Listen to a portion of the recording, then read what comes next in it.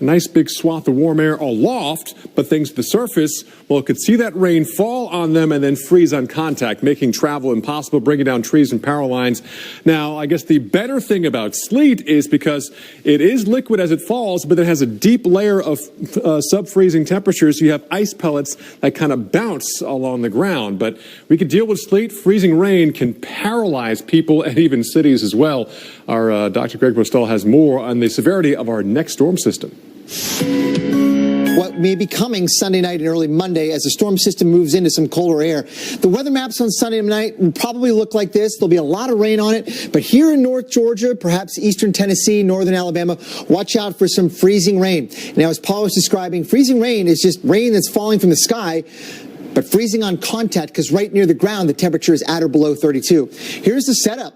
Cold, stubborn high pressure that's been kind of in place now for a while in the wake of Winter Storm Grayson is going to be hanging on tomorrow night, and into Monday, feeding some cold air a little bit anyway into the deep south. From the Carolinas and elsewhere, that cold air is draining that direction. And it's really shallow, like the skin of an apple, just probably a few hundred feet to maybe 1,000 feet thick. But you go up aloft above that, and unfortunately some moisture and some much milder air is moving in. So it's going to be warm enough to rain through the clouds, through a lot of them, but then the rain will hit the ground or right near the ground and then freeze, unfortunately, in some of those places. The good news here is that I don't think it's a big storm by any means, but you got to keep in mind that it doesn't take much ice to be a real problem. Only a slight glaze, 1/100 of an inch, can be a real issue. So let's have a look now. Sunday evening, we're looking good. The rain's to the west, the cold air's to the east. They're not really overlapping one another. But very late Sunday night and early Monday morning, the cold air right near the ground here, shaded in purple, where it's below 32, that will be hard to move out of the way in time as that rain moves in. So right on the leading edge of that rain, there could be some sleet and or freezing rain in northern Alabama and Tennessee, Knoxville, Chattanooga, perhaps the northern areas of Georgia. Watch out on early Monday mornings, too, for the morning rush hour. That's a real problem. But there's some also good news here.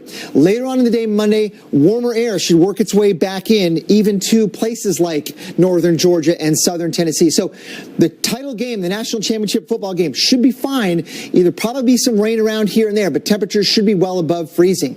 But it's Monday morning that we have to watch out for. The morning rush, there could be 1/100 of an inch of ice in some of those areas here, shaded in pink in North Georgia and Tennessee. Maybe some spots a little bit more than that. So pay attention to the latest updates in the forecast. Some icy times may be ahead before much better weather comes in later on Monday. Guys, back to you. All right, Dr. Postel, thank you. Hey, coming up, we'll talk more about the air travel.